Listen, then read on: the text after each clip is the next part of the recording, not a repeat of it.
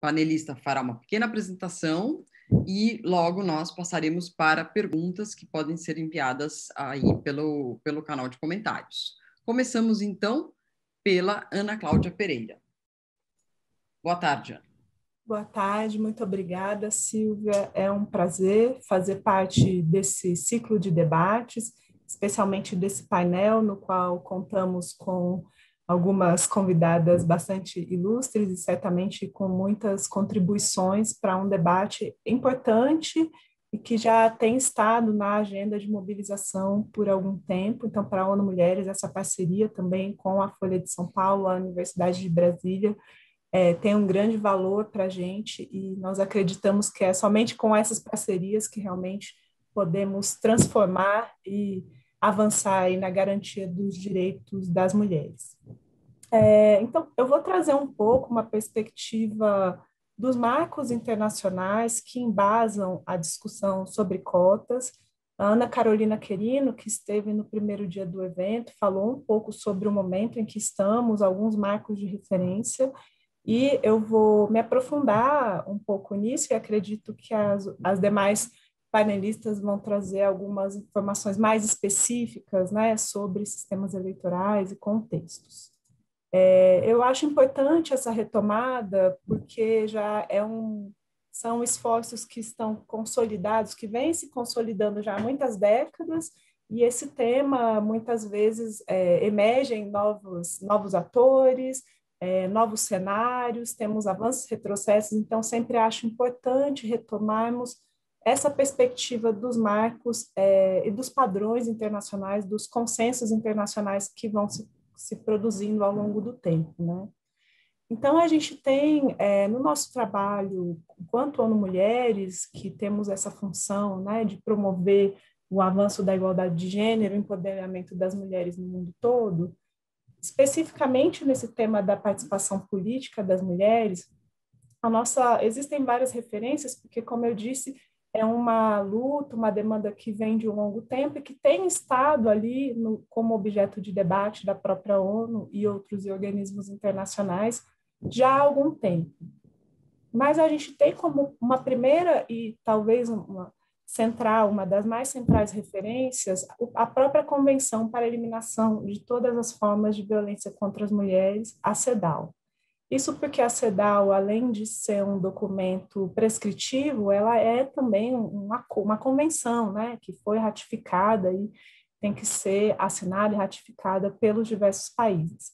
E a CEDAW representou, então, um primeiro instrumento com um maior poder de implementação e que trouxe não só o tema da participação política, mas uma agenda de enfrentamento da discriminação. E a gente vai ver já no artigo 7º da CEDAW um compromisso dos Estados-membros, dos Estados que aderiram a essa convenção, a eliminação da discriminação contra as mulheres na vida pública e na vida política do país. Né? Então, eu acho que isso é importante, inclusive trazendo a importância de que as mulheres participem da formulação e implementação das políticas e que, para isso, acessem os cargos públicos. E aí traz também essa previsão, em um artigo separado, de que os países adotem medidas temporárias especiais. É claro que esse debate sobre cotas, ele não começa aí, ele não termina aí, mas aqui a gente vê uma cristalização, um momento em que esses entendimentos sobre a importância do tema, existe um debate, um avanço, e um avanço, inclusive, em relação a um consenso, não que exista um consenso, mas um maior consenso nesse sentido. E aí a gente tem, durante décadas, uma mobilização intensa de movimentos feministas e de mulheres no mundo todo, mas é nos anos ali 90 que a gente tem essa série de conferências internacionais sobre direitos humanos, inclusive a Conferência da Mulher, em 1995, que nós vamos ver essa agenda também. Existe um novo pico aí, um novo momento em que esse consenso, essa agenda, ela produz um novo acordo entre os países, não com a mesma força de um tratado, mas, inclusive, com um olhar para a implementação da própria CEDAW, né, que nesse sentido tem, sim, aí sim, força de tratado. E Pequim vem depois na sequência da Conferência de Viena, a Conferência sobre os Direitos Humanos, no qual as mulheres já se mobilizavam e reivindicavam o fato de que os direitos das mulheres são também direitos humanos. E a Conferência de Pequim vem, então, depois para explicitar e consolidar uma agenda do que são esses direitos humanos das mulheres e quais são os compromissos dos países para alcançá-los. E aí a gente tem que esse é o objetivo da Plataforma de Pequim, que é adotada em 1995, que, portanto, no ano passado, completou 25 anos. Nós, na ONU Mulheres, ainda estamos no âmbito das celebrações e também das mobilizações que foram aí impactadas pela pandemia. Então, seguem esse ano, eu vou falar um pouco sobre o que a gente está fazendo agora, um pouco mais para frente. Mas, nesse momento, é importante a gente dizer que a Plataforma de Pequim, ela trouxe 12 áreas, como se diz, né, na plataforma, como aparece na plataforma e na Declaração de Pequim, que chamam 12 áreas críticas de preocupação, para as quais são propostas ações e prescritas ações específicas por parte dos governos e outros atores da sociedade, incluindo a academia, sociedade civil e dos próprios organismos internacionais, incluindo aí a ONU. Então, uma das áreas críticas é a desigualdade entre homens e mulheres no exercício do poder e na tomada de decisão em todos os níveis de governo.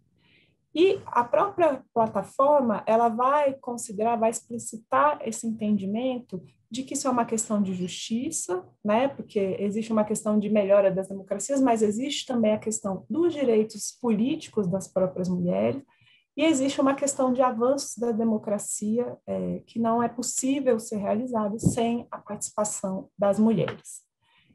Além disso, também traz aí uma parte de um diagnóstico, é um documento muito amplo e complexo, acredito que muitas pessoas conheçam, mas se não conhecem, que revisitem, porque vai falar tanto da parte de uma dimensão mais cultural, mas também vai falar um pouco das estruturas, das instituições, do papel dos próprios partidos políticos e também de estruturas governamentais, tanto na criação de barreiras, mas também na superação dessas desigualdades.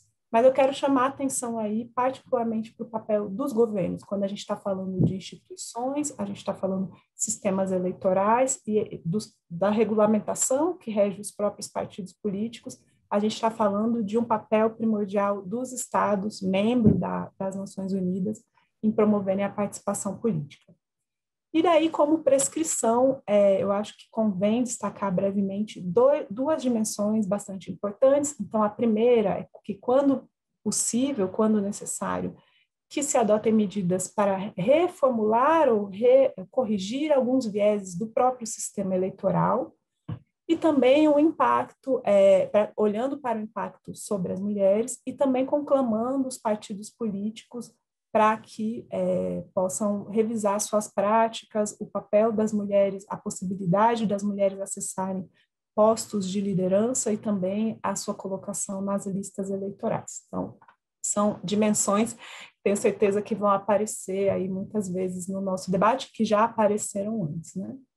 E daí a gente chega num terceiro marco internacional que eu quero trazer, já bem mais recente, que é a Agenda 2030 para o Desenvolvimento Sustentável, que a gente chama resumidamente de Agenda 2030, que daí, então, às vezes as pessoas falam, tem um objetivo lá, que é o objetivo de gênero, mas, na verdade, houve uma mobilização bastante intensa dos movimentos de mulheres e feministas para que as mulheres estivessem refletidas não em um objetivo, mas sim que estivessem na totalidade dessa agenda, né? Se compreendendo que o desenvolvimento sustentável ele não é possível sem a participação, inclusive, nos espaços de tomada de decisão das mulheres. Então, a própria plataforma de Pequim, os compromissos que estão explicitados lá, também estão refletidos nessa agenda. E para o que é mais relevante para o nosso tema aqui, nós temos dentro do objetivo 5, que diz respeito a alcançar a igualdade de gênero e empoderamento de todas as mulheres e meninas, nós temos a meta 5.5. que é um compromisso, uma meta para que os países garantam a participação plena e efetiva de mulheres e a igualdade de oportunidades para a liderança em todos os níveis de tomada de decisão, seja na vida política, econômica ou pública. Então, mais uma vez, nós temos referendado, explicitado e reafirmado o compromisso da paridade entre homens e mulheres na vida política. Por fim, a gente chega... Então, a Agenda 2015 é um compromisso que passou a valer em 2015, existe todo um esforço para que essas metas sejam alcançadas em 2030, parece ainda um sonho distante, porque em boa parte dos países do mundo as mulheres seguem subrepresentadas, e em muitos casos os esforços não nos apontam a uma mudança nos próximos 9 anos, aí que temos, 9 anos e meio, que temos, mas seguimos com o compromisso, seguimos com esse diálogo e com esses esforços que precisam ser conjuntos. E como para impulsionar esses compromissos que hoje parecem, por vezes, assim, um pouco cambaleantes, né? Porque a gente não tem visto mudanças mais rápidas, pelo menos na velocidade necessária para alcançar essa meta em 2030, a ONU Mulheres lançou, no ano passado, e segue implementando esse ano, a campanha, uma iniciativa Geração Igualdade, que tem a ver com a implementação da agenda proposta pela plataforma de Pequim. Então, nesse sentido, existe uma retomada, aí são formadas coalizões de ação, né, entre países, governos, sociedade civil, setor privado, academia, para renovar os votos e as ações e o compromisso em prol, no caso específico, existe uma coalizão de ação específica que vai falar da participação política das mulheres e o acesso aos espaços de poder e tomada de decisão. Igualmente, né, chama atenção para outros marcos, que eu não vou me estender aqui entrando em detalhes, mas também outros marcos dos direitos humanos no contexto internacional que fazem referência à situação de mulheres ou de grupos sujeitos à discriminação múltipla ou agravada, que é como os documentos das Nações Unidas se referem, o que a gente chama hoje de um olhar interseccional. Então, se a gente for olhar para a Convenção para a Eliminação da Discriminação Racial, a CED, lá fala sobre direitos políticos, e a gente não só pode, como precisa fazer uma interface entre esse tratado e a situação das mulheres sujeita a esse tipo de discriminação. Nós temos menções a direitos políticos e acesso à participação na Convenção sobre os Direitos das Pessoas com Deficiência, e ainda na Declaração sobre os Direitos dos Povos Indígenas, e também nos princípios de Yogyakarta, que falam, né, que orientam sobre a aplicação da legislação internacional de direitos humanos em relação à orientação sexual e identidade de gênero. Então, considerando aí as pessoas LGBTI. Então, é importante a gente ler esses compromissos que dizem respeito aos direitos das mulheres sob as lentes dos demais tratados, sobretudo sob a lente da realidade da vida das mulheres, que não são homogêneas em nenhuma sociedade, mas que seguem todo mundo sendo objeto de discriminação em diversas dimensões, inclusive nessa que nos motiva a esse debate hoje. E para concluir a minha fala, eu queria só ressaltar que as normas e resoluções internacionais, elas são a expressão de uma intenção de marcos civilizatórios, de marcos de direitos, de compromissos de estados e também de esforços da sociedade civil e de outros setores da sociedade, e que só ganham uma vida, que só ganham sentido quando de fato são implementadas, ou quando pelo menos podem apoiar a luta das mulheres, mas sobretudo quando são implementadas e que produzem os efeitos concretos nas nossas vidas, nas vidas das inúmeras gerações, e que contribuem para remediar, reparar e corrigir essa situação de injustiça tão persistente, né? E que os tratados por si só não são capazes não são eles só que mudam o mundo, mas a gente sabe que existem experiências exitosas, um padrão que motiva a um diálogo intersetorial, um diálogo, a gente sabe que os países conseguiram, de fato, obter algum progresso, isso decorreu de um diálogo amplo, de uma revisão sistemática da legislação e de práticas, e de um esforço consistente por parte dos Estados-membros das Nações Unidas. Então, eu espero que esses tratados e acordos e também as experiências exitosas possam inspirar aí os países para que a gente consiga realmente ter um salto na velocidade da implementação e, de fato, alcançar esse objetivo da paridade entre homens e mulheres na política. Muito obrigada. Muito obrigada, Ana Cláudia. Agora nós vamos passar a palavra para a Drude. Não sei se ela está ouvindo bem. Thank you. Now it's your turn. Yes, I can. I'll just share my PowerPoint. Okay.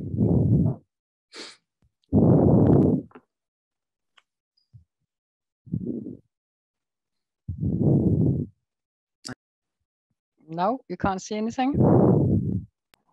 Yes, we can. You can see my PowerPoint? No, we can see your screen, but not the PowerPoint yet. I mean, it's all white.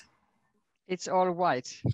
Yeah. All right. But it is your PowerPoint. Not too bad. That was too bad. We have another try here. I make a new share. And yeah, no, it's not there. Could you please put my PowerPoint on and I'll just wait for the next one?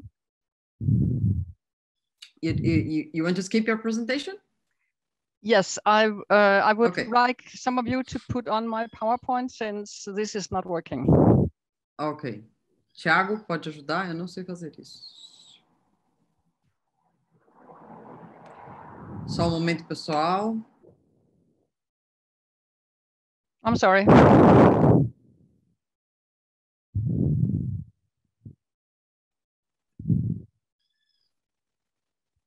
Bom, pessoal, a gente continua sem... Eu posso tentar aqui projetar minha tela. Gente, desculpem. Será que a gente passa? A Drude precisa descompartilhar para que alguém possa compartilhar para ela. Eu tenho os PowerPoints dela aqui também, mas ela precisa. Drude, you need to. Okay, great. Okay, thank you. I will just. Now it works. Let's see. Okay. Can you see it now? Now we can see it. And you want me to? Can you enlarge it? Yes, I'm just trying to do that. I don't know why it's not. In some way, it has disappeared where you do that. Just a sec. Yeah, well, let me say why you're doing this. Can you see it? Thank you for the invitation. I'm very pleased to be part of this. I love this situation we have now with the webinars all over the world. I did Malta yesterday, and I'm doing Australia tomorrow, and Åland in Finland on Monday. The world has really become very small, and that's very nice. Maybe I should say also that apart from have done research on gender and politics for so many years, I'm also an international advisor for instance, UN and the IPU and other organizations, where I have been going out giving international advice to, especially when you are making a new electoral law and how to have more women into politics. And I love to do that, especially when you come into the machine room.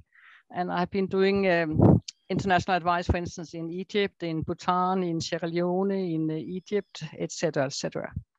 So I'm working from a feminist institutional perspective, which means that I'm looking at both formal and informal institutions, discourses and norms. And I love very much to say that what we need is also a focus on the men and a focus on the political institutions.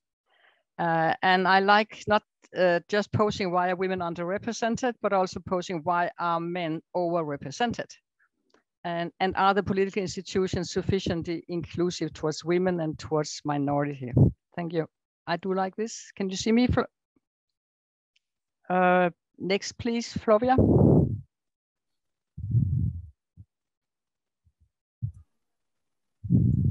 Okay. Yes, lovely. This is the point of departure, that we have a very narrow national and global political elite. And I just want to say this, in all countries, the majority of the politicians are men from the ethnic majority group and the social economic elites. And even so more in global governance, because in global governance, those who are making decisions, they come from the top of the national governance. So my approach to this is I'm talking about the goals, as also Anna did, and the diagnosis of the problem, then the strategies, and then the effectiveness of the strategies. Next, please. So what are the goals? And Anna already talked about it. And there has been a change over time in the international normative framework from more women in politics. I'm old enough to have been when everybody said, oh, we need more women in politics. Now we all need parity, parité, paridad, or full inclusion of women. We say 50-50. I say also, okay, 45-55. I don't like when people say 45 or 40 to 60 is parity, because then in the Scandinavian countries where we are about 40, we'll be stuck with 60% men all the time. So 45-55 at the minimum. So we were talking about the Sustainable Development Goal, and I think there are some, it's open for interpretation. And I have put question marks within this quote from 5.5. To ensure women's full and effective participation, which also means representation. Is that equality of result? I think so. But the next, equal opportunity for leadership, is in my point of view, an equality of opportunity, not an equality of result. So I think there's a compromise in this between those two goals, equality of result and equality of opportunity. Well, the Council of Europe only talking about not below 40% of either men and women, which is, for me, is not parity. And then in many countries with very high women's representation, I mean, the Nordic countries, we have 42% on an average, the 5 countries together. Party leaders tend to see 30-35 as gender equality already obtained. So I'm talking about a close case now, because there's so many people who are saying, oh, we already have gender equality, so we don't have to do anything. Next, please. So what is the diagnosis? And I think this is extremely important. And let me tell you the case of Bhutan, because I was a consultant there, and the king has decided they should have a democracy. It's a beautiful country at the below Himalaya. And they said they only got 8% women. And they said, what? We have a free country. Why don't we have more women in? And then the major discourse in Bhutan when we came there as consultants was, they say, the problem is that women do not vote for women. You know, I heard that in Morocco, and I heard that yesterday, you don't believe it, in Malta. The minister said, the problem is women are underrepresented because women don't vote for women. And every time I hear it, I ask them, how do you know? Don't you have secret voting? You need survey data to answer this question. And in Bhutan, it was pretty easy. I went to the Electoral Commission and looked at the statistics, and it showed up that in 3/4 of the constituencies, there were no women candidates. There were no women to vote for.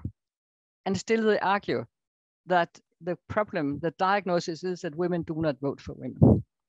So that is a false diagnosis. And I was shocked to hear that even now in Malta saying the same. And I asked the minister in Malta, how do you know? Oh, I know. I said, how do you know? Do you have survey? Oh, no, I don't have it. So it's very important to look at the diagnosis. And what we are talking about here is a historical change from alleged lack of qualification, the political interest of women, to a focus on the political parties and the political institutions. The political parties are the real gatekeepers to elected positions in most countries, all party system countries. That means that when the voter enters the polling station, the names are already on the ballot sheet, and most voters have no idea where those names come from, and they have no power to change everything there because they don't know how this really works. So the political parties are really the gatekeepers, and then they can change women's political representation from tomorrow if they want. Next, please. So Anna was talking about Beijing Platform for Action, which I see as the most radical document ever written by the UN, in fact. I think it's very much the new women's liberation movement of the 70s and 80s, which went into this text. And they are talking not about women are lacking qualifications or women lacking political interests, but about discriminatory attitudes and practices of the institutions and organizations and unequal power relations. It's a pretty radical formulations in a UN document. So when they talk about fairness and not fairness, I would say if everything was fair in society, there was no need for affirmative actions or gender quotas. And they would even be discriminatory if everything was fair. Carol Bacchi, who's an Australian political scientist, she argues that affirmative action is not special help for outgroups, but an attempt to redress entrenched privileges. And there's a new concept coming up here, which is called bias blockers. I like that in some way. The idea here is to say that we have lots of bias and prejudice against women, not least in the political parties when they are recruiting candidates. Bias blockers is, okay, we are not waiting for all the prejudice to go away before we can do anything. We are putting in blockers. And blockers is, for instance, forcing political parties to recruit 30 or 40% women on the list. Or if you're talking about a firm, that should be both, the headhunters should have both men and women suggestions for the board to choose between. Those are bias blockers. We don't wait for all the bias to go away. We block the bias, we jump over the bias. Next, please. So the strategies, there are many words around here. Affirmative action, temporary special measure is the CEDAW Convention. I'm just writing an essay for UN Women on temporary special measures. They like that word again, the concept again. Gender quotas. And the most interesting thing here is now there is a diffusion of gender quotas from elected assemblies to public commissions and to corporate boards. For one area to the other. And the new thing is, of course, this about quotas for the boards of the big companies. Also a big discussion. And then never say positive discrimination. I think it's Carol Bacchi who's saying that, because affirmative action in an unfair society is not discrimination. That's doing things right. Next, please. So we're talking about types and usage of gender quotas for public election.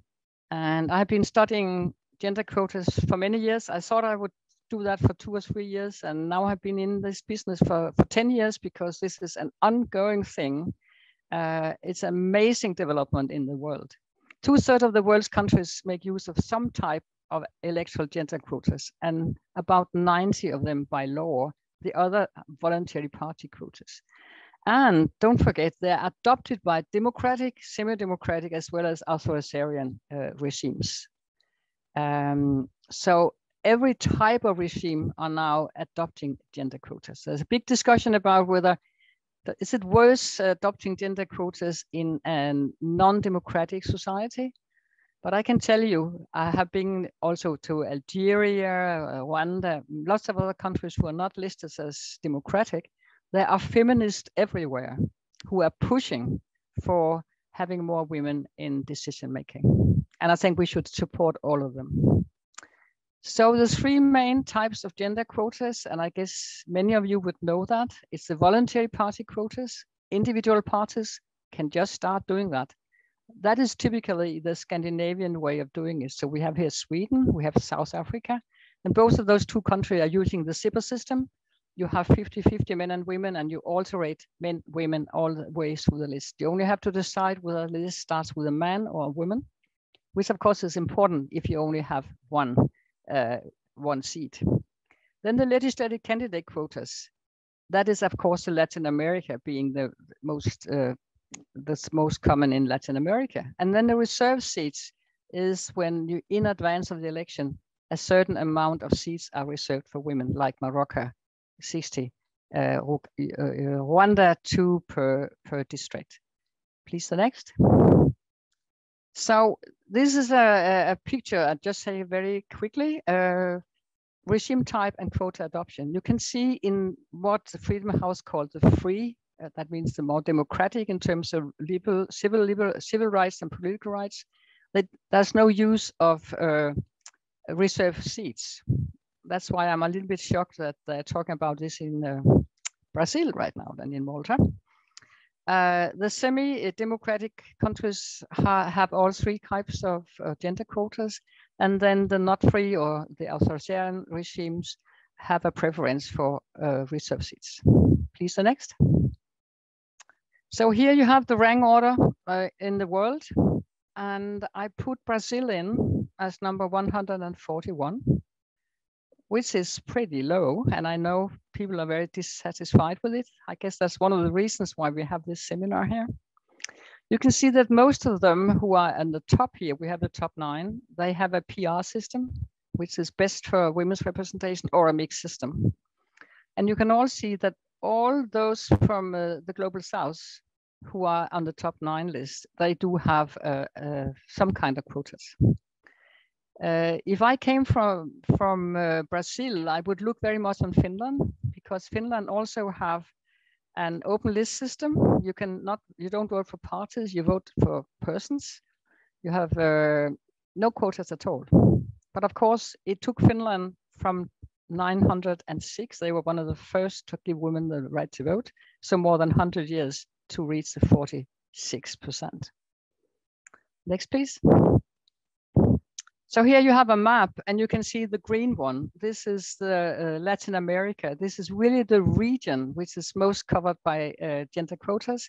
And the type of gender quota, as you know, in Latin America, is the legal gender quota. That is that you have a law which says so and so many women should, or men should be. Usually gender quotas are gender neutral. Everybody thinks they are about women, but they are gender neutral. For instance, saying minimum of 40%, that means maximum 60% of each gender. Next, please. So the effect of gender quotas in politics, and I work a lot on that right now, and that's also where you have a very big discussion. I am right now writing an article about feminist objections and feminist opponents to gender quotas, because we usually write about what the conservative or neoliberals, why they are against, and then we say why the feminists are for. But there are a lot of feminist discussion and worry about gender quotas also amongst feminist scholars. I think one of the problems is that we don't know what we're talking about when we talk about effects, because one effect is, of course, the numerical or description representation. And that one, quotas are quite efficient, depending on, of course, the ambition of the quota design. I would say that the Portuguese quota design is unambitious, as in many other countries. The rank order rules, that means vertical rank order if it's a PR system, but also this horizontal, sorry for the misspelling, both in PR and majoritarian systems. And I know we're gonna hear Mexico. I was in Mexico invited by the Instituto Nacional Electoral, and I'm very impressed by the horizontal quota in both Bolivia and in Mexico. Sanction for non-compliance could be financial penalties or incentives, and the most effective, of course, is rejection of the list by the electoral authorities. And why is that effective? Because political parties are here because they want to stand for election. And if they have the threat of rejection, if they do not follow the quota rule, they can suddenly find all the women they used to say, oh, we can't find any women here. Next, please. It is difficult to combine, let's be honest about that, to combine a quota system and an open list electoral system. And that is where Brazil come in, that is where Finland come in, that is where Malta and Ireland with the single transferable vote come in. The system, open list systems are those where the voters have most influence. There are no formal rank order rules, and it's the voters' preferential voting which is decisive. It's not so many countries in the world who has it totally open system, but it's extremely difficult. I think that's why we have these problems. it's very difficult to combine a quota system. You can't say I want 30% of those elected because the voters decide. In contrast to closed list, it's much more easy to make a quota system in a closed list system. For instance, in Sweden until 1998, the list were totally closed. That when each political party make a list where they rank order the candidates under num 2 or 3 and 4, and if the list in the constituency get 2 seats, number 1 and the 2 on the list gets elected, and the voters cannot change that at all. And even in some countries, many Arab countries, in fact, there are no candidate names on the ballot. It's only the party name and the party symbol, which makes it even more ridiculous, strange that you can say, for instance, in Morocco, that women, the problem is that women don't vote for women. There are no women and there are no men on the ballot. There are only parties. But even in most closed systems, there are names of the candidates, but you cannot, it's very difficult to alter them. And then, of course, you have semi-open list in the middle of that. And we have been discussing this too little, because it's not only because people or the politicians in Brazil are against quotas, it's also because it's pretty difficult to make a good quota system. Yes, please. And here comes a big question. Are gender quotas or temporary special measures, affirmative action, transformative? And here is where the feminist critique comes in, the feminist critique of gender quotas. And every time I'm on an academic meeting, but also an activist meeting, there will always be somebody who gets up and say, oh, you mean women don't no influence in Rwanda, even if they're number 1 in the world, or it doesn't matter with all those women because they just token women, or quota system are demeaning the women, etc. And as I said, I'm just trying to make a paper now about what is this discussion about. Gender quotas only target the symptoms of women's underrepresentation, not the causes. It's, of course, a very serious discussion, and it's very serious and legitimate objection, of course, if it's true. And now, at this point, I'm only talking about the descriptive, the numerical representation. But we can also talk about effect on what we call the substantive representation, the policies, or the symbolic representation. So my answer is for the descriptive representation that breaking the tradition of male dominance is in fact a transformation in its own right. To break the wall of male dominance is a transformation.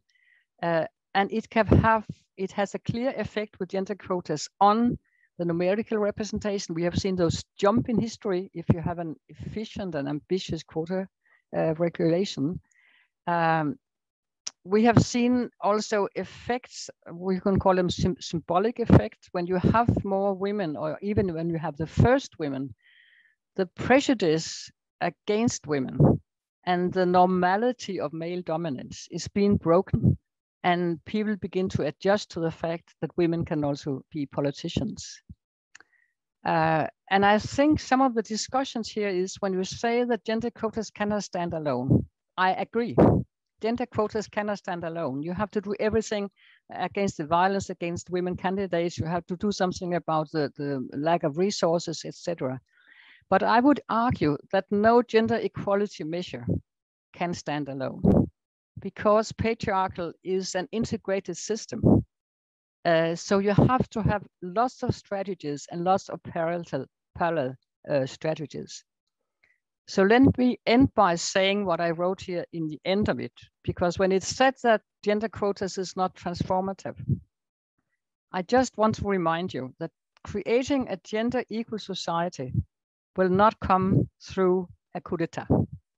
It will not come overnight. We have to go into many strategies and many parallel strategies, and we have to have realistic expectations, but we still have to be very courageous to change the world. Thank you. Thank you very much, Trude. And now, agora vamos passar a palavra para a Georgina Cárdenas Acosta, que está no México e vai nos contar um pouco a sua visão sobre esse assunto. Georgina, buenas tardes. Es tu turno ahora.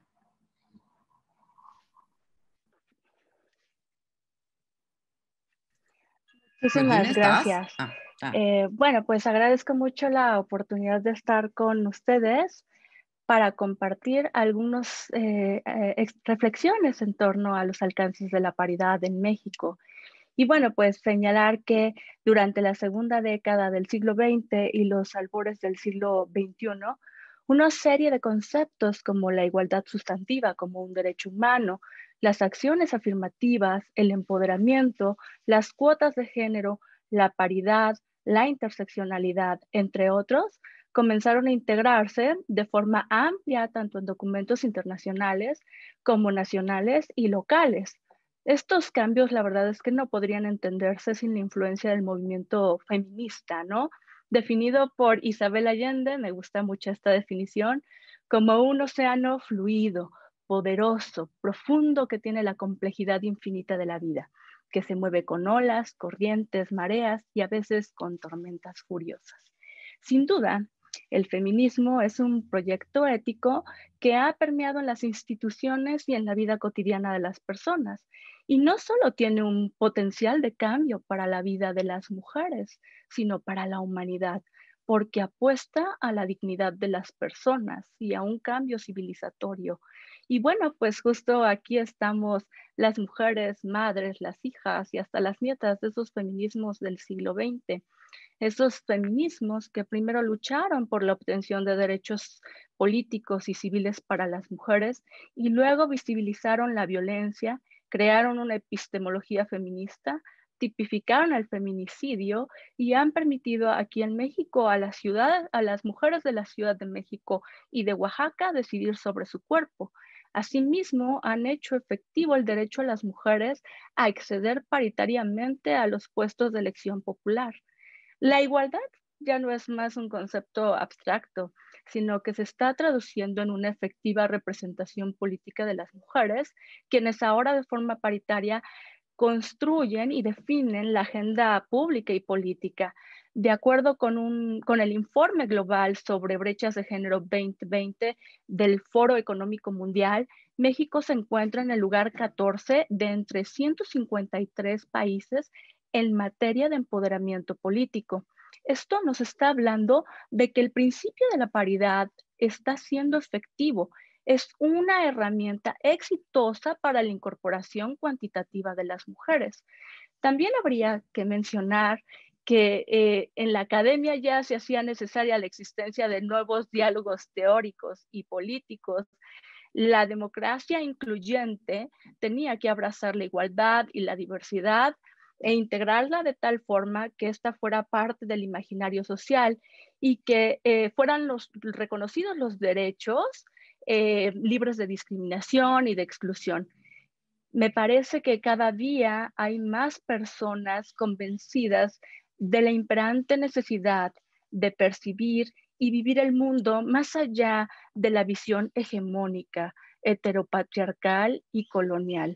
En México, en un momento tuvimos cuota en la década de los 90 y permitieron a las mujeres traspasar del umbral de minorías simbólicas y empezar a constituirse como una minoría activa. Insisto, estas cuotas se implementaron en los 90, también que coincide con la década de la conferencia de Beijing. Y bueno, ahora tenemos la paridad y aquí en México tenemos la paridad que se incorpora en 3 momentos en nuestra Constitución. En un primer momento es en el 2014, que abarca exclusivamente el nivel legislativo y se incorpora como un principio constitucional. Pero en la reforma de 2019 tenemos una paridad que le llamamos la paridad transversal, es decir, la paridad para los 3 niveles de gobierno y la paridad para los 3 poderes de la Unión. En el año pasado también se hace una reforma en donde además se define sanciona y se generan estrategias de prevención y de reparación del daño en materia de violencia política contra las mujeres en razón de género. En América Latina lo conocen más como acoso y violencia política. Pero en esa reforma del 2020 también se adicionan regulaciones para la paridad. Y bueno, la verdad es que la legislación de la paridad ha sido efectiva. Voy a compartir algunas cifras para que nos demos idea. En el Senado, que es nuestra Cámara Alta, en el año 2000 había 14.8% de senadoras. Luego, en el 2005, la cifra se incrementa a 24.4%. Y para 2015 tenemos una cifra de 37.5%. Pero ahora, en este año, tenemos un 49.2% de mujeres. Es decir, podemos hablar de una Cámara Alta paritaria. Es decir, en 2 décadas, el incremento ha sido de 34.4%. Insisto, esto habla de que el principio de la paridad ha sido efectivo, mientras que en la Cámara Baja las cifras han también tenido un incremento, ¿no? En el año 2000 había solo 16% de diputadas, para el 2005 24.9%. Pero ahora tenemos un 48.2%. Otra vez, en 2 décadas, el incremento ha sido de 32.2%. Así que hoy en día tenemos paridad. Ya no lo mencionaba Druth hace rato en una imagen. México está en un 5º lugar. También tenemos congresos locales paritarios, ¿no? De pronto ahí pensamos mucho en lo que Druth decía, ¿no? Y entonces logramos una masa crítica o cómo va por ahí, ¿no? Bueno, en el ámbito local, aquí me interesa remarcar lo que es en el caso de las presidencias municipales, las cuotas sí han tenido las cuotas y luego la paridad ha sido muy importante porque tenemos un incremento de forma sistemática. Por ejemplo, se ha documentado que de 2013 a 2015 la cifra crece en 52.1, o sea, me refiero a 2013 antes de la paridad y 2015 ya con la paridad. Y en 2017, por primera vez en la historia, en el país, en 2 entidades federativas, tenemos 50% de mujeres presidentas municipales. Esto también es resultado de que aquí ya también hablamos de la paridad transversal y la paridad horizontal. Entonces, esto posibilita que haya muchos más alcances. Lamentablemente esto no se logró sostener, pero bueno, en las siguientes elecciones.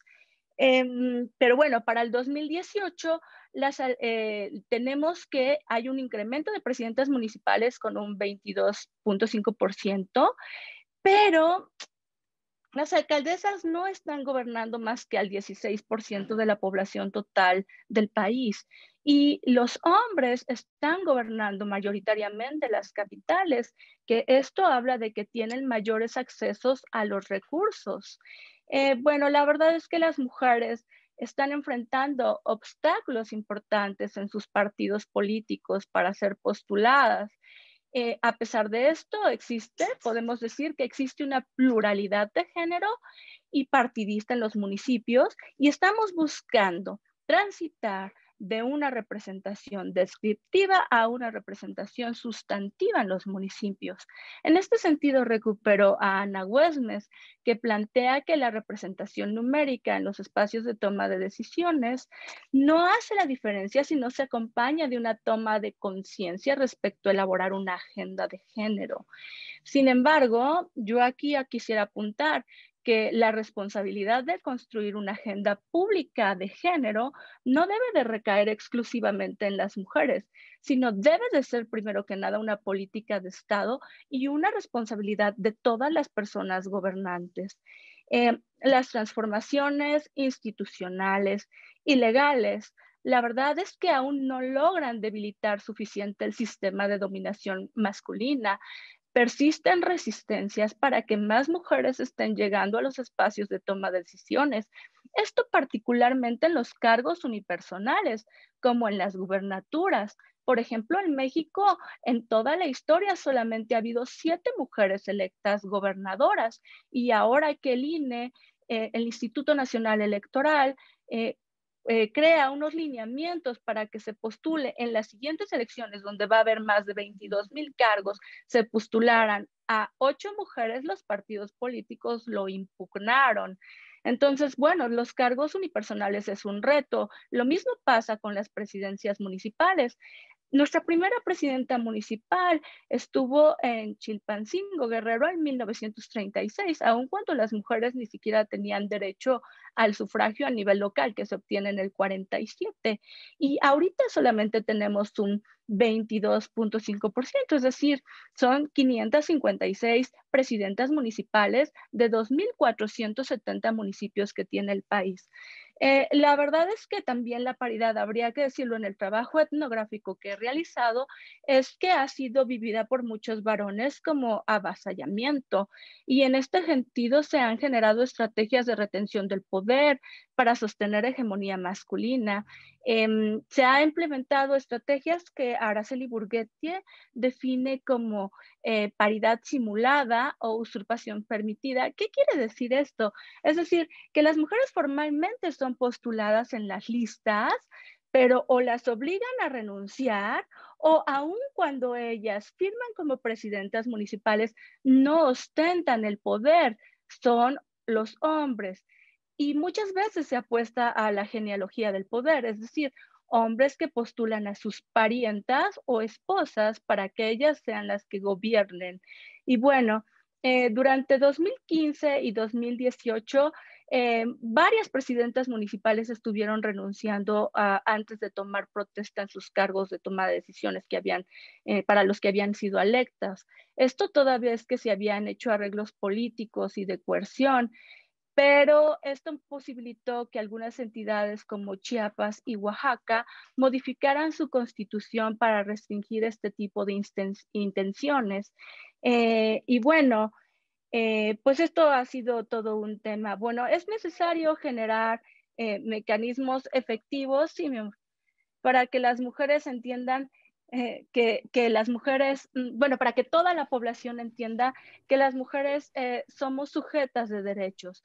Y bueno, si esto no necesariamente se está entendiendo de forma amplia, porque lo vemos a través de la persistencia de obstáculos que se van manifestando de diversas modalidades, como reserva de candidaturas para mujeres en municipios o en distritos federales o distritos locales donde hay pocas posibilidades de éxito, con todo y que las instituciones electorales han desarrollado estrategias de bloques de competitividad que proponen postular a mujeres en lugares donde tienen alta competencia, mediana competencia y baja competencia. Tenemos paridad de candidaturas, pero no tenemos recursos paritarios, ni las plataformas políticas incorporan la igualdad sustantiva como un eje transversal. Insisto, se habla de paridad, pero se impugna todo lo que tiene que ver con paridad por parte de los partidos políticos.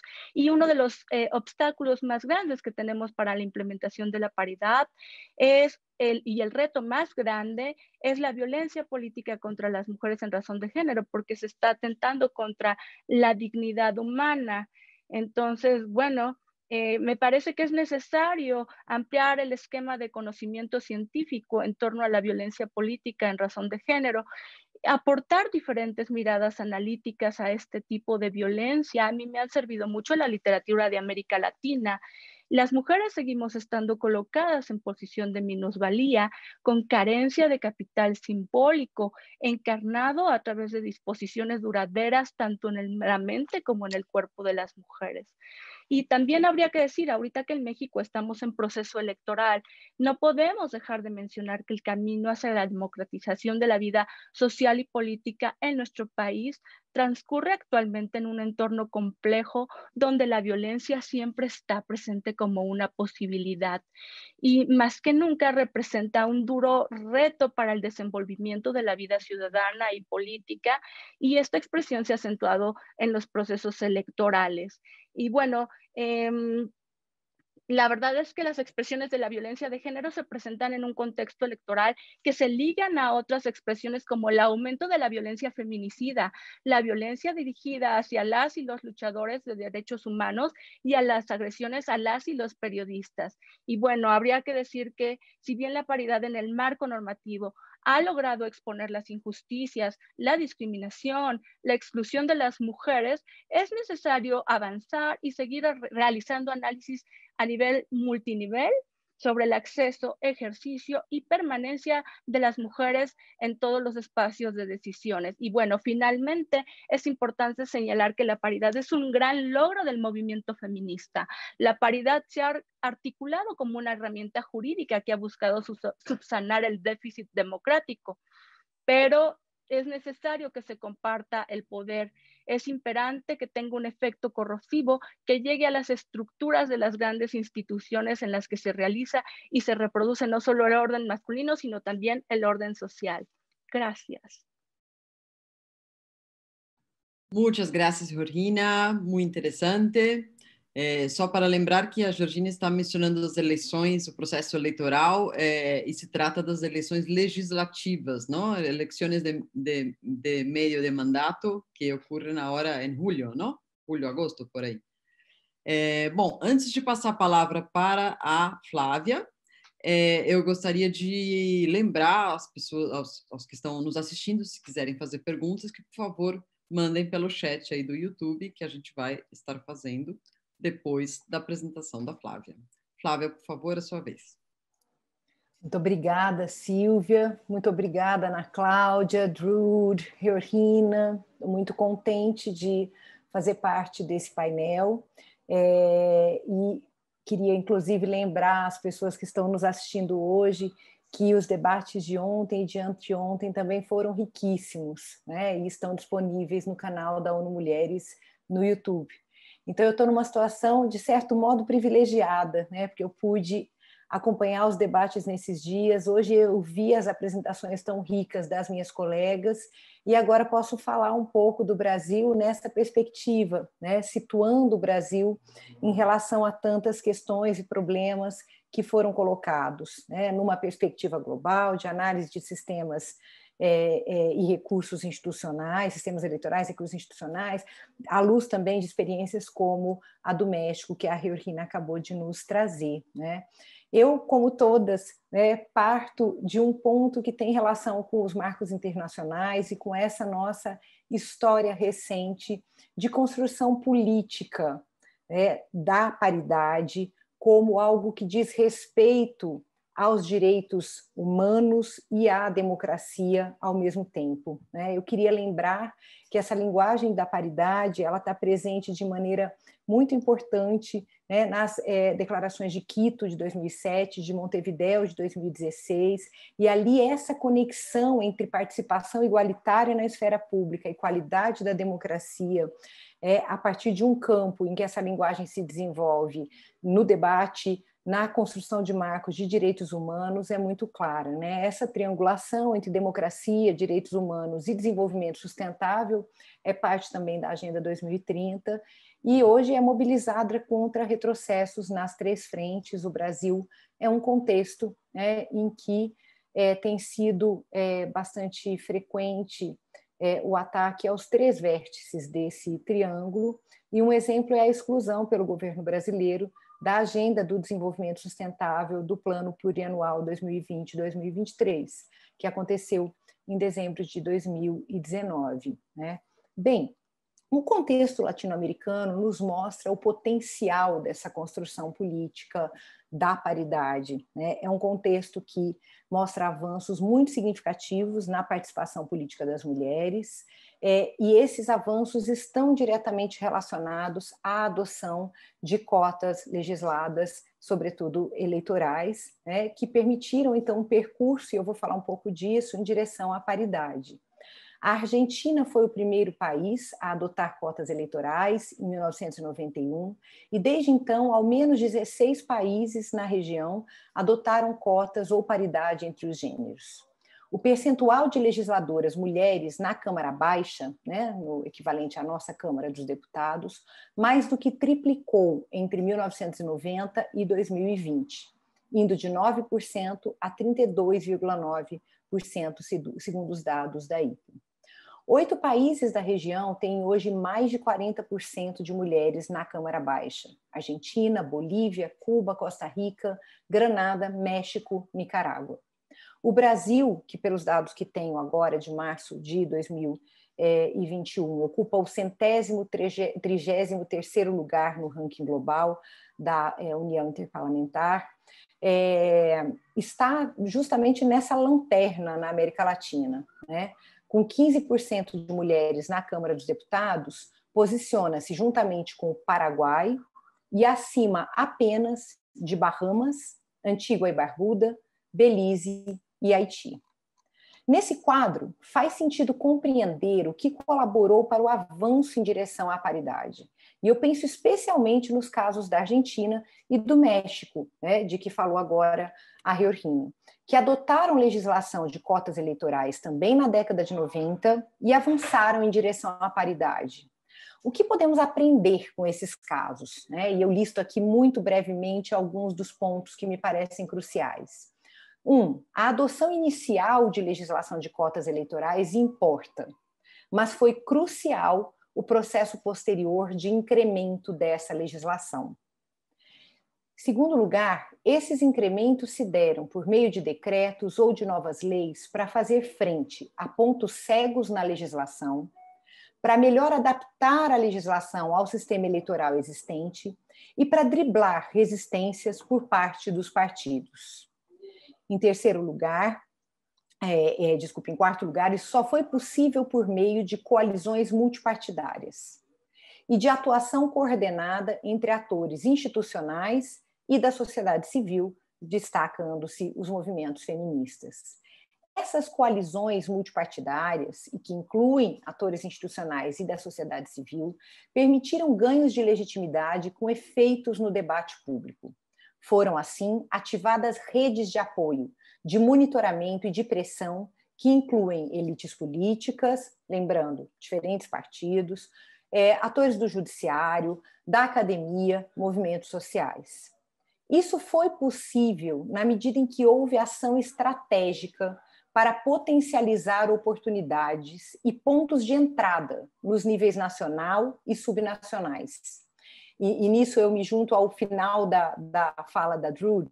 Não foi um caminho construído com uma única jogada, com um único lance ou com lances perfeitos, mas um caminho de muitas jogadas imperfeitas. É assim que se conseguiu avançar nesses países em direção à construção da paridade.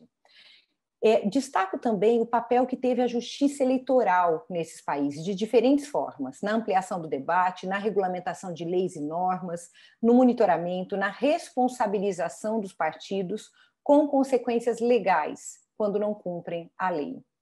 E também destaco, por fim, né, disso, nesse conjunto de pontos, né, do que temos a aprender com os países em que se avançou na região em direção à paridade, a adoção de medidas para se combater a violência contra as mulheres na política. A primeira legislação adotada que tipifica a violência contra as mulheres na política é da Bolívia, de 2012, e desde então outros países têm adotado legislação, protocolos, né? Isso é importante porque essa violência tem sido muito significativa na região como uma reação à ampliação da participação e também à pressão por essa ampliação, né? Como é que a gente situa o Brasil, né? Tendo em mente, então, esses casos, essa ampliação tão significativa por meio das cotas, do incremento nas cotas, em direção à paridade na região? Qual é a nossa situação? Quais são os limites e desafios que se colocam, né? Eu vou pensar um pouco esses limites e desafios numa perspectiva do que tem sido a nossa história de implementação das cotas, mas também num diálogo com esses pontos possíveis de aprendizagem que a gente tem com esses casos de maior sucesso, né? Bom, em primeiro lugar, como é claro pelo que eu coloquei da posição no ranking do Brasil, né, o Brasil não avançou no mesmo passo de muitos países latino-americanos. E é um caso extremo de subrepresentação. mesmo tendo adotado legislação de cotas eleitorais desde 95, com validade para as eleições municipais de 96, e desde 97, com validade para as eleições legislativas, né, proporcionais, nacionais, estaduais e locais. As razões para isso, para não ter havido avanço, elas foram consideradas nos 2 primeiros painéis mais longamente, mas eu gostaria de ressaltar algumas, né, que têm relação com aspectos institucionais, e também com a forma como os partidos políticos no Brasil têm operado como gatekeepers, né, reproduzindo a política como um espaço masculino, né. Eu já chego a isso, mas eu queria primeiro colocar alguns pontos ainda mais gerais dessa relação do Brasil com o contexto regional, né, com essas referências de sucesso que a gente tem. Bom, embora se possa considerar que a região impõe muitos desafios para a igualdade de gênero e que o respeito à integridade e à dignidade das mulheres é ainda muito deficitário, né? Isso se expressa, por exemplo, pelos índices de violência, de desemprego, de trabalho precarizado. É importante entender que isso não corresponde necessariamente a uma posição igualmente marginal na política, né? Por outro lado, no Brasil, em períodos mais favoráveis, quando a agenda da igualdade de gênero teve maior presença no Estado, não houve também avanços na representação, né? Então, é importante a gente ter isso em mente. Há um problema específico da ordem da representação política.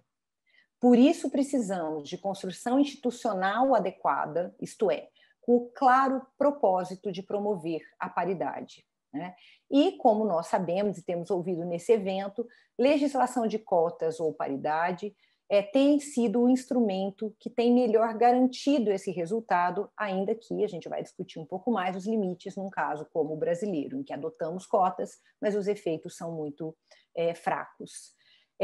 Ainda nessa construção geral, né, do lugar em que estamos em relação à região, e mesmo aos avanços que tem havido globalmente, me parece muito importante, né, a gente ter clareza de que há muito se deixou de lado nos estudos, no debate qualificado, os falsos argumentos sobre o desinteresse das mulheres, ou a ideia de que o problema está no voto.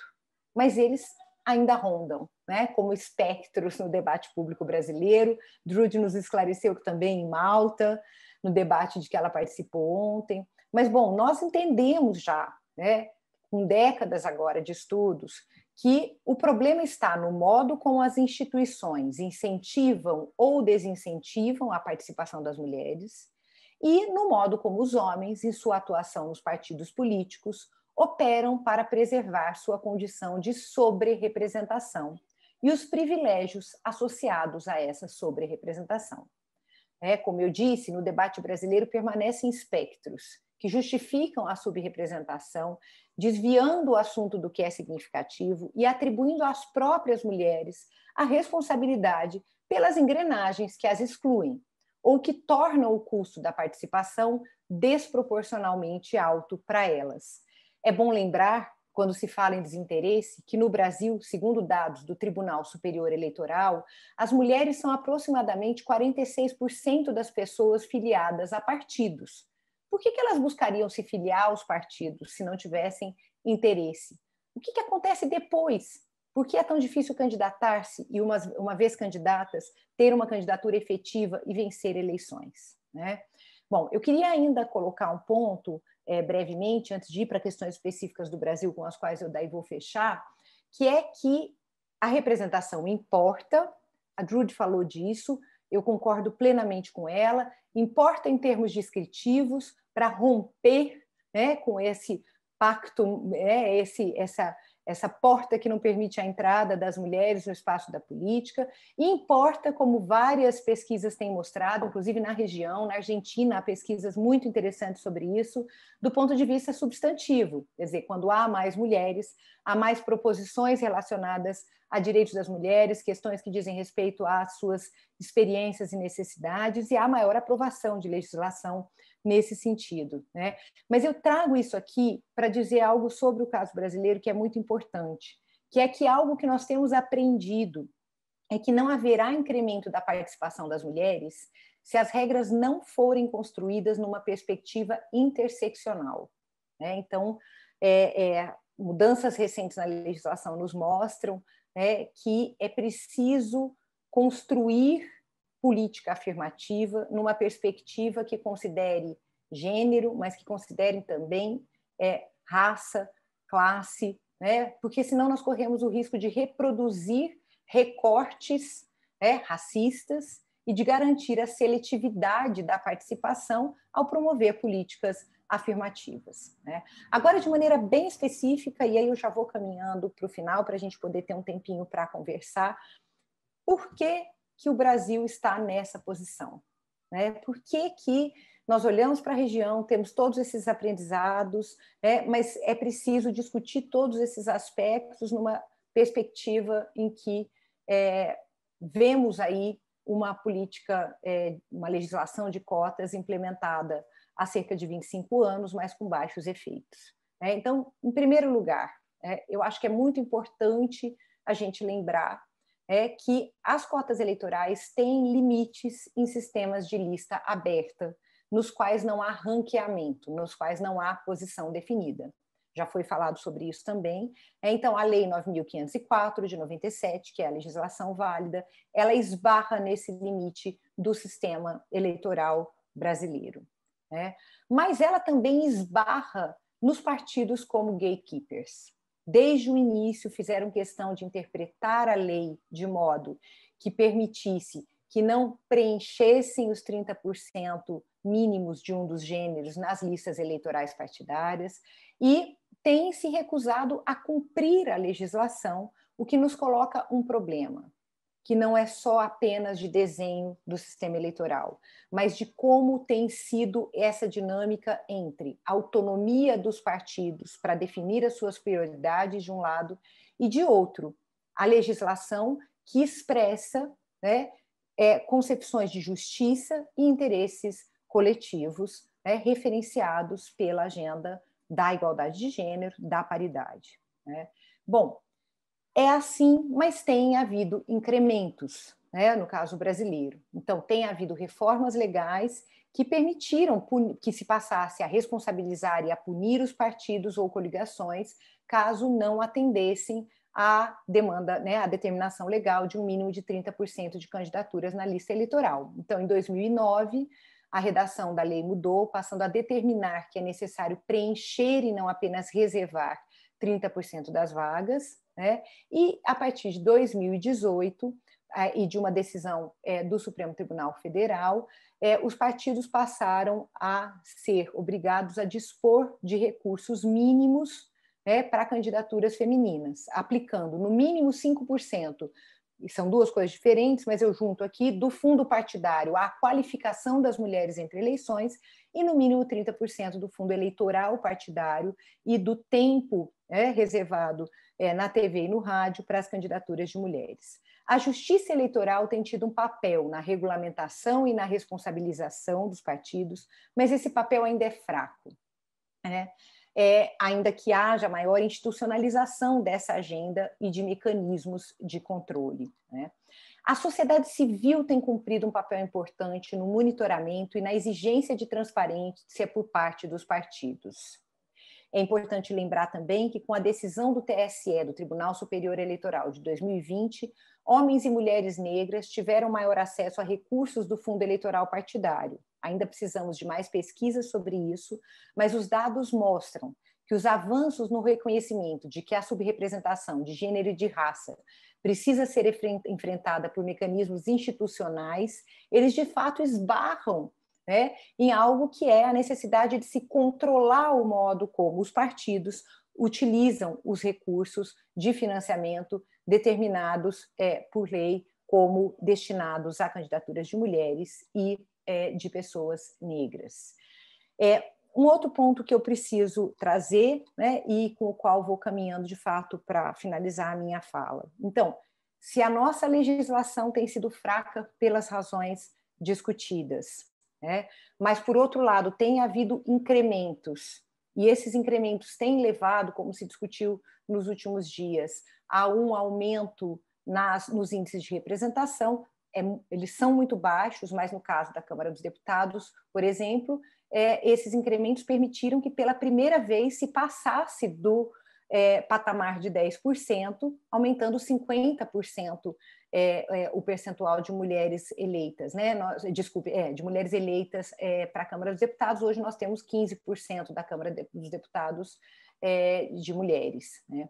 Mas, bom, justamente porque houve esses incrementos, ainda que fracos, justamente porque há mais controle por parte da Justiça Eleitoral e da sociedade civil, porque as demandas têm se tornado mais densas, tem havido também muitas reações, sobretudo após as decisões que determinam que os partidos devem dirigir financiamento especificamente para as candidaturas de mulheres. Então, os partidos se mostram resistentes a ampliar o espaço para as mulheres, né? Há variações de acordo com posição ideológica e também com o nível de organização das mulheres dos partidos. Por exemplo, a existência de normas paritárias internas aos partidos, mas há resistências. Essas resistências fizeram que viesse de volta à discussão uma proposta de emenda constitucional, a 134 de 2015, que quase foi a plenário no final de 2020 e que hoje é a referência para propostas que estão circulando. São propostas de reserva de cadeiras para mulheres, mas que elas então promoveriam a reserva de cadeiras para mulheres, mas não haveria mais legislação de cotas eleitorais, não haveria mais a previsão de percentual mínimo na lista partidária, né? Nessa PEC 134 de 2015, os percentuais são de 10%, e aí depois de uma legislatura 12%, depois 16% numa terceira legislatura. Ainda que se modifiquem esses percentuais, se iniciando em 16%, por exemplo, o Brasil permaneceria entre os países que pior têm respondido à demanda por igualdade de gênero na política. Há hoje uma proposta, ainda circulando informalmente, que define 15% de reserva de cadeiras e acaba com as cotas eleitorais legisladas. O que vai acontecer com o financiamento, que é o que tem levado, de fato, a efeitos importantes? Não sabemos. Afinal, a decisão do Supremo Tribunal Federal de 2018, que determinou o mínimo de 30% de financiamento, ela é atrelada à legislação de cotas eleitorais, à Lei 9.504 de 1997. Né? Importante chamar a atenção. Há uma discussão hoje sobre reforma que também traz à tona a possibilidade de se substituir um sistema proporcional por um sistema majoritário, e que propõe o chamado distritão, um modelo distrital com amplos distritos eleitorais, com eleição, então, de caráter majoritário. É preciso que qualquer reforma tenha como preocupação central a igualdade de gênero e racial, ou então ela passará longe dos requisitos necessários para se fortalecer a democracia. Não se trata de questão técnica, qualquer reforma no sistema eleitoral tem que ter a preocupação com a igualdade de gênero e racial no seu centro. Eu termino chamando a atenção para o fato de que essa reação inclui violência política ampliada. E violência política em um contexto muito específico como o brasileiro, de maior presença da extrema-direita no debate público e na política. Então, esse nosso contexto de crise da democracia, de presença da extrema-direita, tem ativado e instalado no âmbito estatal reações conservadoras à agenda da igualdade de gênero, acenando com riscos de retradicionalização, mas é importante entender que no âmbito específico da política institucional, das eleições, do ativismo, do jornalismo político, as mulheres, e sobretudo as mulheres negras, as mulheres ativistas, as mulheres trans, elas têm sido alvo de violência bastante direta, e chegando a uma violência extrema, como a do assassinato da vereadora Marielle Franco, em março de 2018, e eu termino dizendo que nós seguimos, 3 anos depois, sem respostas sobre quem matou e quem mandou matar Marielle Franco. Representação importa, nós temos exemplos de como avançar, na nossa região, e conhecemos muito os obstáculos existentes no caso brasileiro.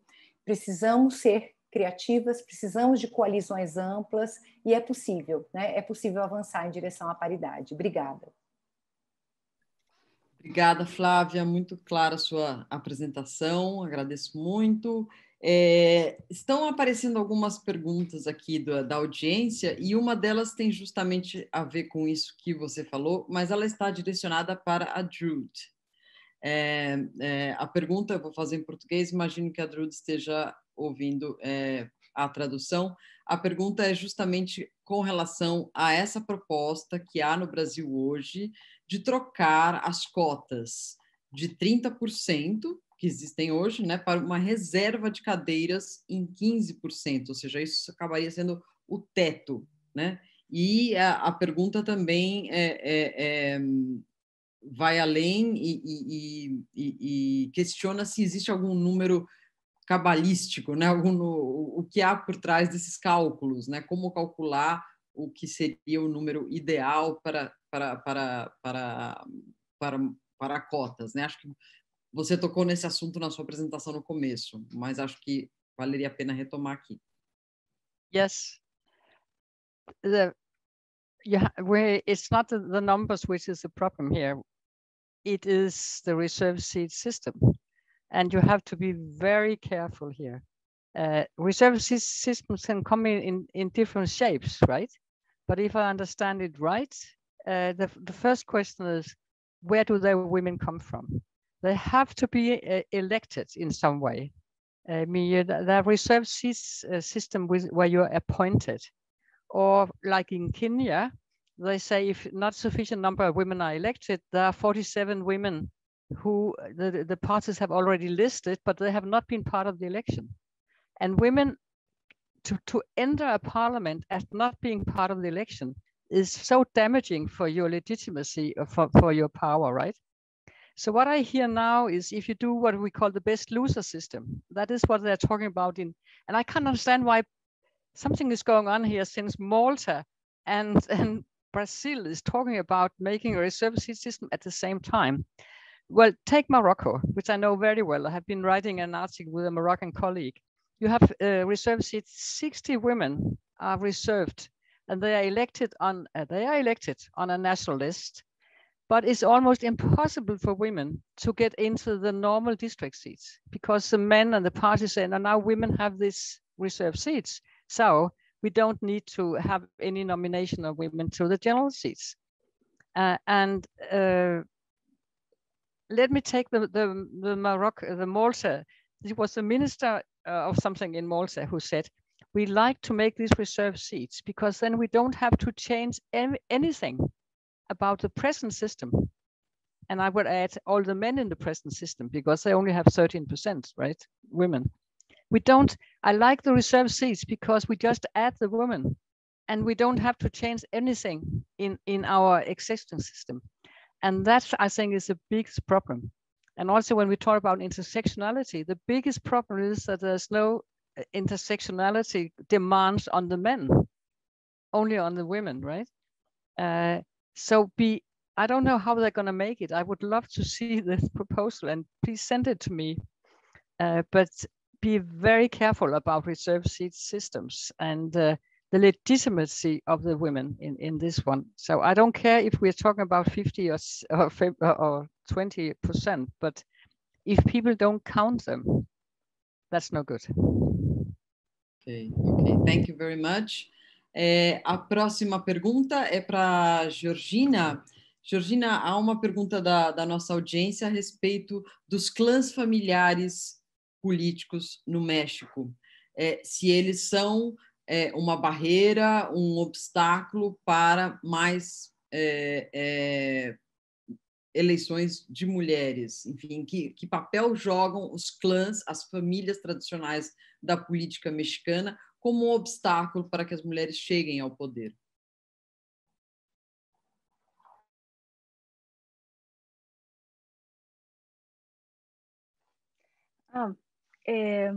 Bueno, escuché una parte de la pregunta, pero bueno, sí tenemos algo que acá le llaman cacicazgos.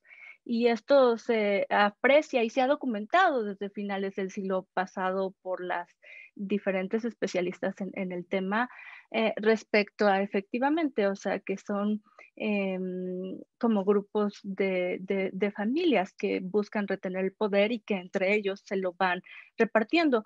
Esto se aprecia más en el ámbito municipal, más que a nivel federal, pero lo que la verdad es que realmente ahora con la paridad se ha trastocado un poco este tipo de estructuras, ¿no? O sea, han tenido que pues postular a las mujeres porque acá hay algo que Flavia decía, como ese sistema punitivo, ¿no? O sea, si no entregas como listas paritarias, entonces la institución no te las registra, entonces tienes que registrar más mujeres, abre más oportunidades y entonces ahora escuchas a muchas mujeres que dicen, wow, por primera vez después de 20 años de estar en la política, tuve la oportunidad de participar en una candidatura, es decir, sí hay un momento como de un poco de ruptura, ¿no? Se está erosionando un poco, pero no dejan de estar allí este tipo de estructuras porque, pues, digamos que forman parte de esta cultura política un poco.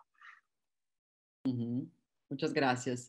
Existe uma pergunta aqui que eu acho que poderia ser respondida pela Flávia e pela Georgina também, que é sobre a violência política específica com relação a mulheres candidatas, né? A Flávia terminou a fala dela falando do caso da Marielle, mas a gente sabe que a violência com relação a mulheres candidatas é mais extensa que isso, e não necessariamente, enfim, termina em assassinatos, né? Eu gostaria de ouvir um pouco cada uma das duas com relação a como é isso no México e como isso se expressa no Brasil. Como é a violência política com relação a mulheres candidatas de uma maneira mais objetiva? É uma pergunta também da nossa audiência. Vamos começar com a Flávia, talvez? Tá bem. Obrigada, Silvia. Então, é interessante a gente observar, Silvia, que essa tipificação da violência política contra as mulheres ou da violência política de gênero, ela é relativamente recente e ela mostra a potência dessa construção articulada de agenda política por parte do ativismo, da academia e também no âmbito das organizações internacionais. Então, no Brasil, é muito recente essa nomeação. Faz muito pouco tempo que se nomeia violência contra as mulheres na política.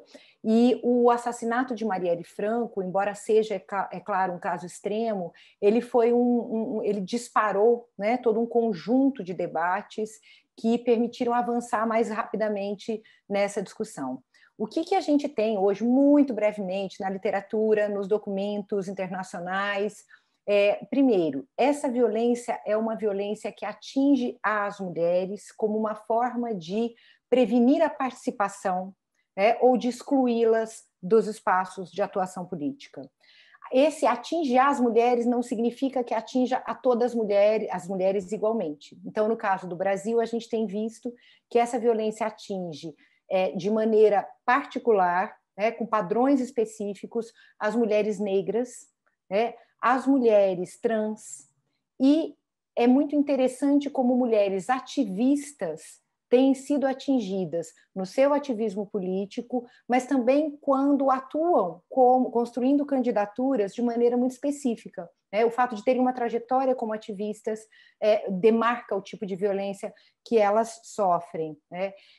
Eu tenho também proposto que a gente precisa compreender melhor o que acontece com os padrões de violência política quando a gente tem um avanço da extrema-direita, como no caso brasileiro, em que há uma espécie de licença para determinados tipos de violência.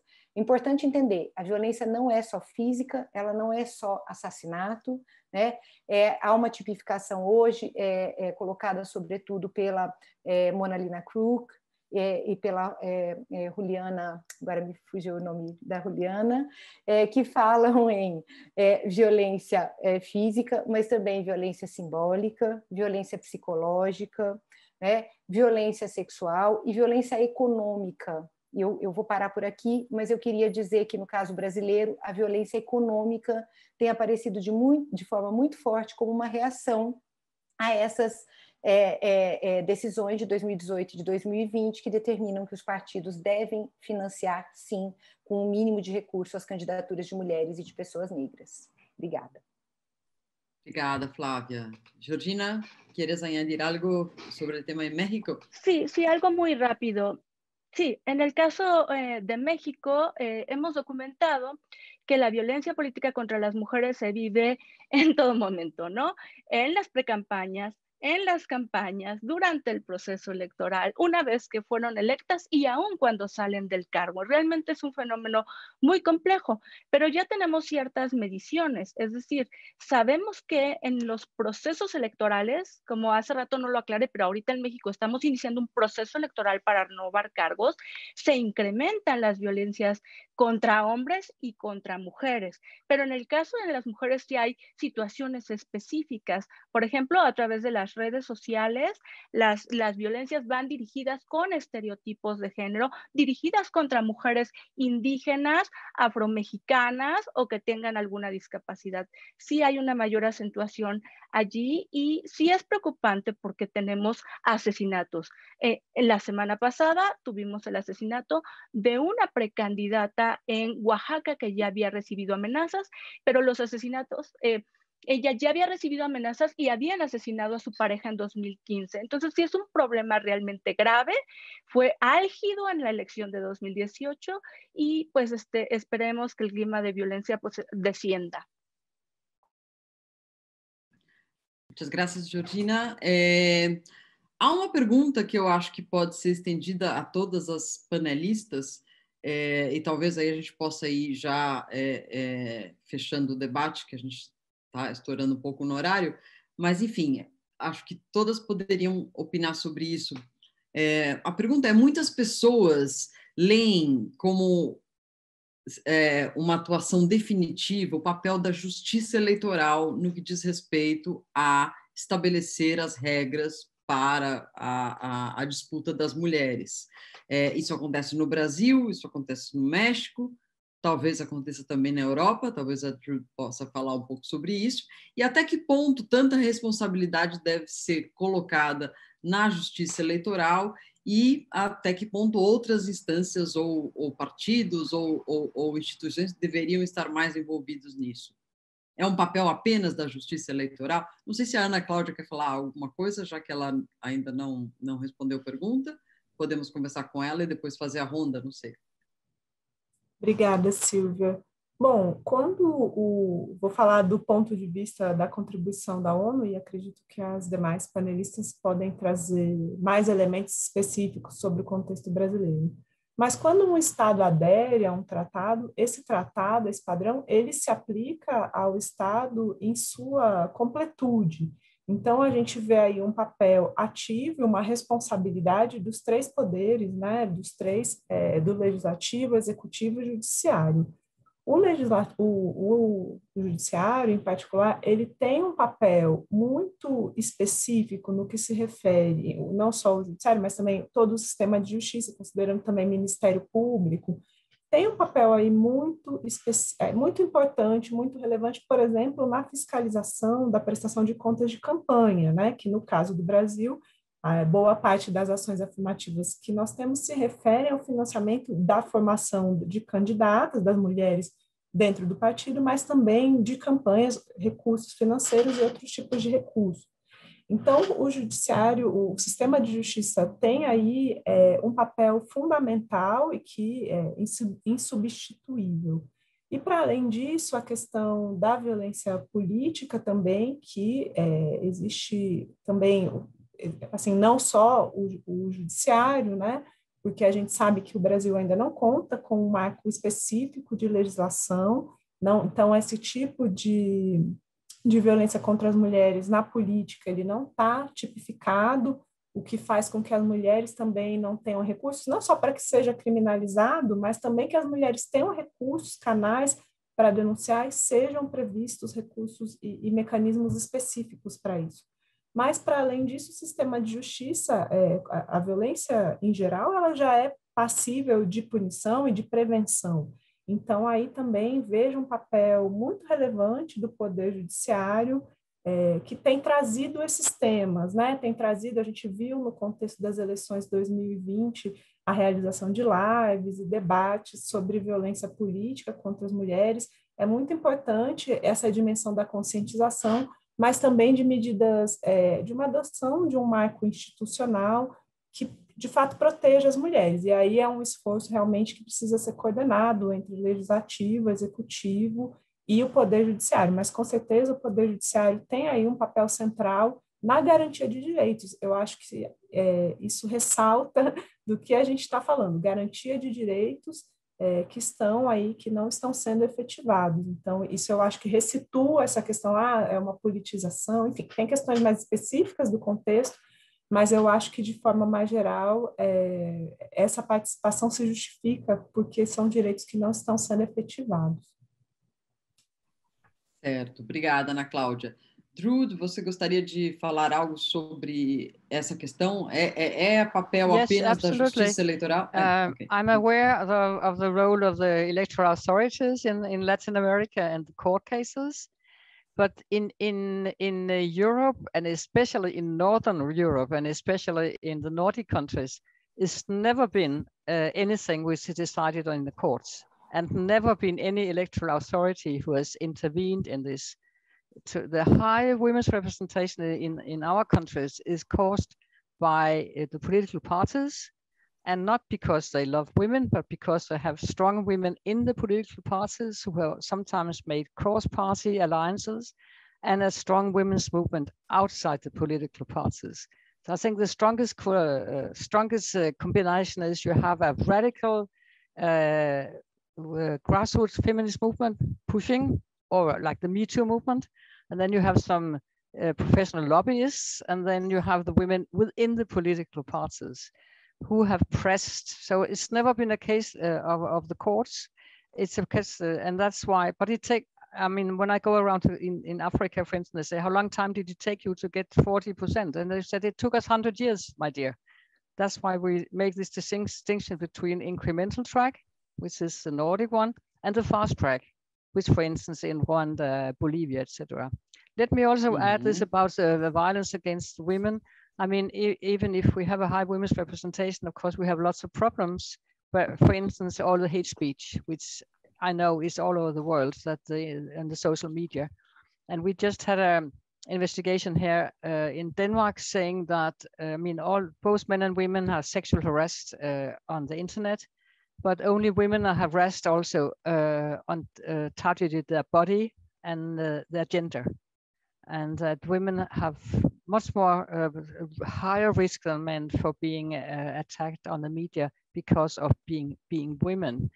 And I think this is a big problem all over the world, and it's a question of women's right to participate, right?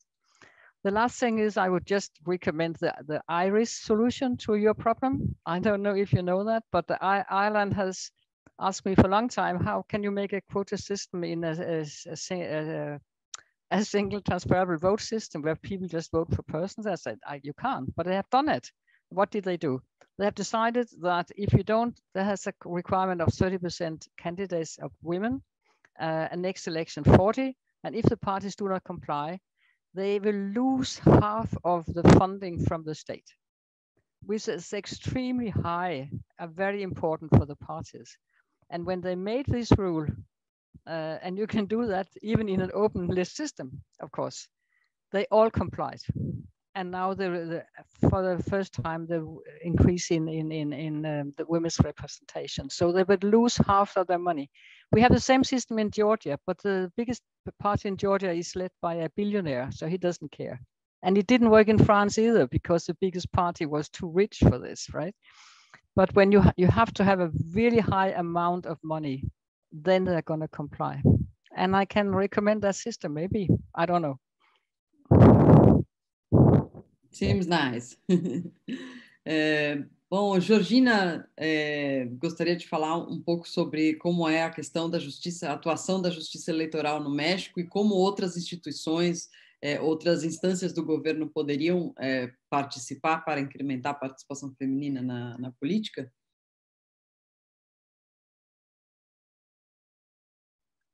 Sí, claro. Bueno, señalar que en el caso de México tenemos un momento muy importante porque los institutos electorales, ya sea el Instituto Nacional Electoral y el Tribunal Electoral del Poder Judicial de la Federación, han sido instituciones aliadas con las causas de la mujer, con la progresividad de derechos humanos. Entonces, ahí tenemos a mujeres y hombres muy comprometidas y comprometidos con la igualdad y han posibilitado una serie de cambios importantes para este país. De verdad, hay que revisar todas las sentencias, tesis y jurisprudencias que hay. Son fantásticas. De las últimas que hubo, por ejemplo, el año pasado, es que ya también se tiene que incorporar a personas afromexicanas, a personas de la diversidad sexual, también se debe de incorporar a personas con discapacidad y en todo momento se está buscando que se respete la paridad. Además, amplían conceptos para que se subsane esta subrepresentación de las mujeres. Por ejemplo, tenemos algo que se llama paridad flexible, que posibilita que las mujeres puedan ir de suplentes cuando los hombres son los candidatos. O sea, tenemos una serie de cambios innovadores, tenemos un padrón de registro de personas que cometen violencia política contra las mujeres en razón de género. Me parece que es muy importante todo lo que están trabajando las instituciones, pero todavía tenemos el reto del aspecto cultural en México y pues por supuesto ampliar que el tema de la paridad no se quede en lo electoral, sino esté en todos los ámbitos sociales, culturales, económicos, familiares y pues sobre todo en el tema de los cuidados, ¿no? O sea, que los cuidados se democraticen y no sigan recayendo exclusivamente en las mujeres. Eso, gracias. Bien. Bom, muito obrigada. Eu acredito que a gente tenha esgotado aqui Silvia, as perguntas do público. Deixa eu falar rapidinho sobre a justiça eleitoral no Brasil. Ai, claro, desculpa. Não, imagina, gente, que falha. É porque o nosso tempo está adiantado mesmo. Tá. Não. Só bem breve. Eu acho interessante essa questão, porque a gente tem tido muitos argumentos de que existe uma judicialização das normas e do problema mesmo da participação política. Mas a gente pode olhar para isso de um outro ângulo, que tem a ver com o que as minhas colegas já colocaram, com o que a Ana Cláudia colocou, que é a relevância de se pensar a paridade de gênero como algo que é um fim do próprio sistema de justiça eleitoral. Sem paridade de gênero, a democracia é deficitária. Então, o Tribunal Superior Eleitoral, a Justiça Eleitoral de maneira ampla, tem um papel de fazer com que esse fim se realize por meio de incentivos institucionais e por meio também do monitoramento e da responsabilização de quem não cumpre as determinações legais. Então, acho que isso é bem importante. Drude, eu acho que isso é realmente excelente, a sua proposta é excelente, porque a gente já entendeu no Brasil que é o dinheiro, que é o financiamento, que incide diretamente, tanto provocando reações, quanto produzindo efeitos também positivos numa perspectiva de gênero e de raça. Então, de fato, como nós já temos uma decisão sobre financiamento, na verdade, 2 decisões importantes e regulamentações iniciais dessas decisões, poderia-se sim caminhar nessa direção, seria muito importante. Obrigada, Silvia. Obrigada a todos. Eu é que peço desculpas, a Flávia foi justamente quem me convidou para esse painel e eu acabei pulando ela, perdão. Bom, muito obrigada a todos, acho que foi um painel muito interessante, muito amplo, muito variado, e espero que a audiência também tenha acompanhado e gostado. Alguém tem algo mais a acrescentar ou podemos nos despedir dos internautas? Acho que podemos nos despedir. Não sei se a Ana Cláudia quer falar uma palavrinha institucional. Eu queria só agradecer mais uma vez, agora em nome do Instituto de Ciência Política da UNB e do Núcleo de Pesquisa Flora Tristã, por todos, pelas parcerias, pela parceria com a ONU Mulheres, com a Folha de São Paulo e principalmente as nossas convidadas que realmente tornaram esse evento incrível, muito importante mesmo para a discussão que estamos fazendo no Brasil hoje. Agradecer, especialmente quem está num fuso desvantajoso como a Drude, eu sei que já está tão tarde lá, A Georgina também, é claro, né, que está lá no meio da tarde, aqui com a gente nessa discussão. Muito obrigada, gente. Eu gostaria também, bem Thank you for brevemente... inviting us. Thank you for inviting me to participate. It's been very interesting. Thank you. And it's very late, yes. Muito obrigada, só em nome de ONU Mulheres, só reiterar mesmo as palavras da Flávia, essa parceria tão fundamental. Acho que esse tema, essa constelação aqui de instituições, de organizações com caráter tão diferente, temos uma panelista acadêmica, temos aqui uma jornalista, uma professora, eu estou aqui pela ONU Mulheres, temos a Georgina também, então temos, é muito bom ter essa diversidade, essa pluralidade, né, de visões, e somente agradecer e que a gente espera seguir pensando nesse caminho incremental do qual o Drude nos fala, que a gente possa se reunir aqui, quem sabe, no próximo ano para falar quais são as próximas mudanças que nós vamos vislumbrar, quais são as próximas conquistas. Esperamos seguir aí caminhando e realmente ver mais mulheres participando da vida política. Muito obrigada. Tá certo, muito obrigada a todas, boa noite para quem já está indo dormir e bom fim do dia aí para a Georgina. Tchau, até mais.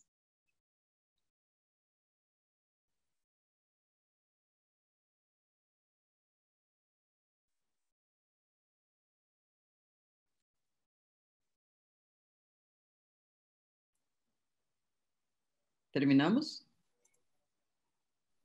Sim. Agora gente, sim. Estamos offline já. Obrigada, Tiago. A gente devia ter agradecido a você também, enquanto tinha público. Pois é. Não. E as tradutoras e tradutores, né? Esse trabalho tão também importante. Desculpem, gente, passou. Obrigada, viu, gente? Obrigada, foi ótimo. Foi um prazer. Eu gostei muito de participar também. Muchas gracias a todas. Mucho gusto. Gracias, Georgina. Foi um gusto. Vamos a mantener contacto y hablar más sobre México y Brasil. Y a invitarte para nuestras actividades de ONU Mujeres também. Sim. Silvia, obrigada, viu? Obrigada, gente. Obrigada mesmo. Muito bacana contar com você também. Não, obrigada, Tiago, Ângela. Eu tô vendo. Tchau, gente. Tiago, obrigada de novo. Silvia, tchau, tchau. Tiago deu um suporte tanto para a gente esses dias. Teve uma paciência. Arrasou. Obrigada, tchau, tchau.